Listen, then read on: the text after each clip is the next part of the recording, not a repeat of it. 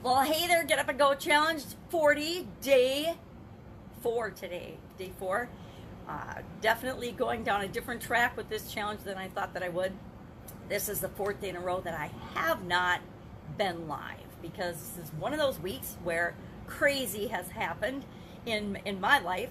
In addition to what's going on in the world, in my life, all kinds of crazy stuff is being dealt with. And I think that's good because as we deal with our own crazy, as we deal with chaos on an individual basis, it helps to alleviate some of the chaos and upheaval in the rest of the world. When we get our world in order and our lives in order, everything else is impacted and runs more smoothly. So, totally deviating from what I normally do when I'm doing a challenge, because today we are going to talk about what's valuable to you, what's valuable and important to you, meaning our core values. Yesterday we talked about our why, and I find that whenever I do the 7 why deep exercise, some of my core values I'm reminded of, or they bubble up, or things that are important to me that I didn't even realize were important to me come up and come to the surface. And one of those is, a couple of those actually came up yesterday because I did this exercise a couple of different ways for a couple of different areas of my life. I did it for my physical well-being, I did it for my business and what I'm trying to create, the difference I want to make in the world, and I did it for relationships, because health and wealth and relationships are kind of the big 3 for me and for most people, right? Almost everything that impacts us we can break down to our health, physical, mental, emotional, spiritual, financial health. Those kind of all could fall under health, right? And then wealth is, well, I guess financial falls under wealth. How much do we have coming in? How much do we have going out? All those practical things that so many of us don't want to think about. And then relationships, because guess what? When we look at our lives, everything boils down to the experiences we have and the relationships that we have throughout our lifetime.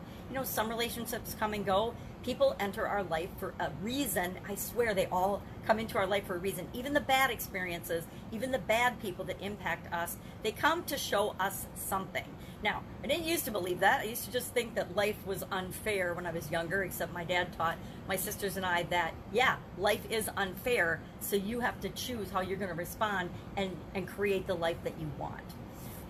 So today I want us to, coming off of the 7 why exercise, really focus on and think about, I want you to pick 5. I want you to think about what are your 5 core values. And our core values are not, your core values are unique and special to each and every one of us. You get to have your core values, I get to have mine. I'm going to share mine with you because I just sat here for a minute and I said, okay, what are my core values? What are the things that come up for me over and over and over again? And that I actually filter everything I see, everything I hear, everything I believe, everything I feel through automatically, because they're actually at a subconscious level. A lot of these things I don't think about consciously. They are just such a part of me that I automatically default to them. One of those is, believe it or not, hard work. I grew up in a family where hard work was the expectation. And each and every one of us girls, my dad worked very, very hard. He grew up in a very poor family, and because of that, he was driven to work very hard and to provide more for his family, for us, my sisters and I, and my mom, than he ever experienced in his life. And I'm talking 1,000-fold more than he ever experienced growing up. And because of that, he ensured, and I did the same thing with my kids, and I am so glad that I did, this work ethic, this incredible work ethic that if life isn't fair, and if you're going to accomplish something, it's going to be based on what you do.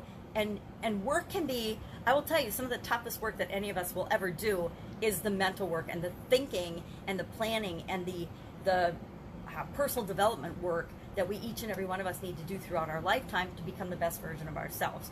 So work can be physical hard work, or it can be hard mental work. But the only way we ever accomplish anything is because we do the work. We drive through it. We earn it, right? I think I told the story about earning my own stereo. Maybe I didn't tell it in this, but if not, ask and I'll tell the story. But the things we work for mean so much more to us than the things that are given to us or the things that are handed to us. And we treat them with a whole different level of respect. I mean, if you've got kids, you know exactly what I'm talking about. If they had to earn something or work for it, they took care of it. If they didn't, if it was just given to them and they expected it, they tend to not take as good a care of it. And yes, of course, there's exceptions to that, but the vast majority of people behave in that way. Human behavior is pretty predictable, right? Another one of my core values is the importance of taking 100% responsibility for ourselves. Now, I will admit, and we all will admit, that taking 100% responsibility is really, really hard, because that means that we have to accept and be responsible for the role we play in absolutely everything, every experience, everything that's ever happened to us. And it's hard, but guess what? With that acceptance of 100% responsibility for my life and what I'm creating in my life and how things are working out for me, I also have incredible personal power. It means that I have the infinite ability and potential to create whatever I want in the world, right? So I will say I'm 100% responsible for everything I think, everything I feel, everything I believe, even if I'm not consciously aware of it or not. I'm responsible for that. And I'm responsible to myself and making myself a better human being based on that responsibility. And with that, that gives me a lot of personal power and incredible personal freedom. Until we take responsibility for ourselves, we're giving away our power. We're giving away our personal power, and that means we're giving away our freedom to choose and decide and create the life that we want. So for me, hard work, 100% responsibility, because I know that I'd much rather have freedom and personal power than have somebody else be in charge of me or control me or be able to tell me what to do all the time, if that makes sense. Another one of my core beliefs and my core values is continuous improvement. I don't know where I picked it up, somewhere along the way, but through my life experiences, looking for ways to always find solutions and continually improve processes and to figure out faster, easier, more efficient, more effective ways of doing anything, and I mean anything in my life, has been built into my subconscious and my psyche.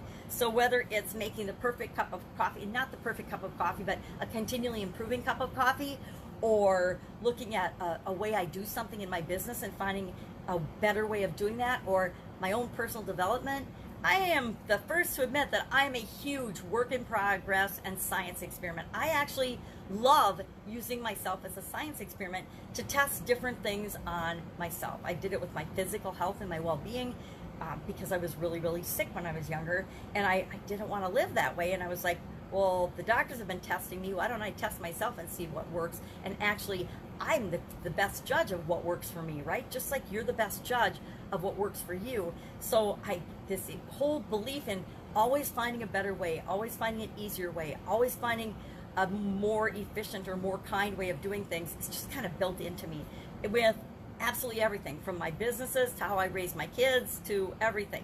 You know, when we start out doing something, we stink at it, right? We're terrible at it. Everything. You know, were you awesome the first time you tried to walk? No. How about the first time you tried to talk? No. None of us are. We all go through this progression and change as long as we allow ourselves to grow and continue to progress and change. And so continuous improvement is a huge part and core value of mine. Now, I was actually married to somebody who didn't really believe in continuous improvement and didn't believe they were one of these people that, and there's a lot of people like this, and we fall into the trap of thinking other people think like us, but guess what? They don't. We're all unique and different, and nobody thinks like you do, just like nobody thinks like I do. And I actually have to consciously remind myself of that a lot of times, because I have a different way of seeing the world and approaching the world based on my experiences than you and everyone else. And so when you link up with people that don't have that same core belief, it can cause challenges and definitely cause friction in the relationship. The ex was somebody who believed that, hey, he went to college, he went to trade school, he learned his skill, and he was just the way he was, and he couldn't be any other way.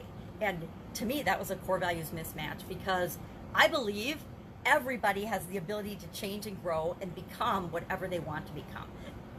We don't stop growing, we don't stop learning, we don't stop being who we are and becoming a different, better person because we reach a certain age or we get through school, right?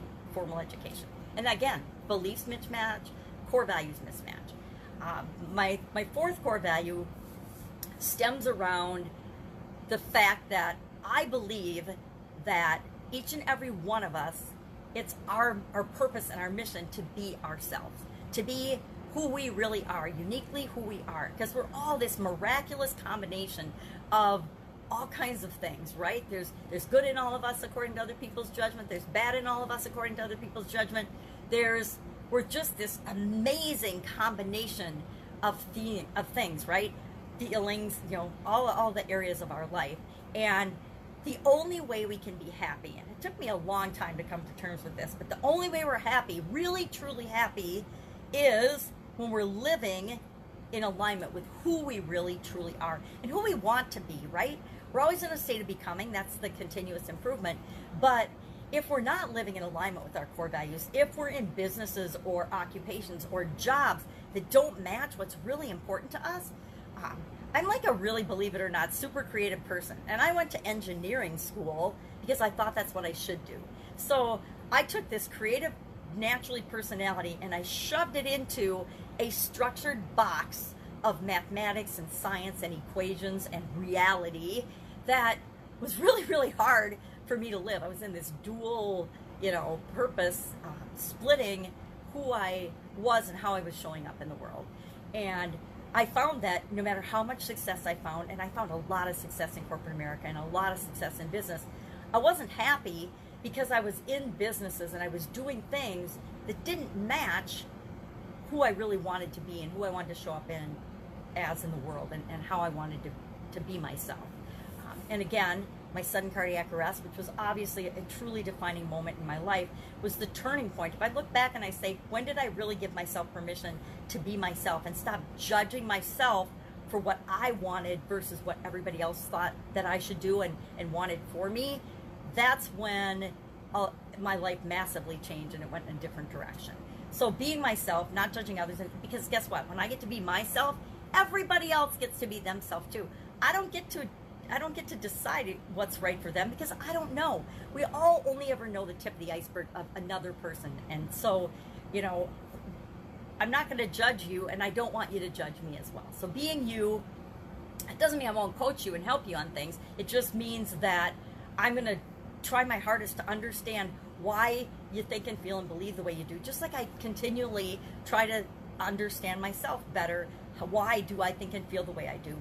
And honor more of, am I living in alignment with my head and my heart and my soul and my being, as well as going after things that I think I want in the world. So being yourself is my fourth core value.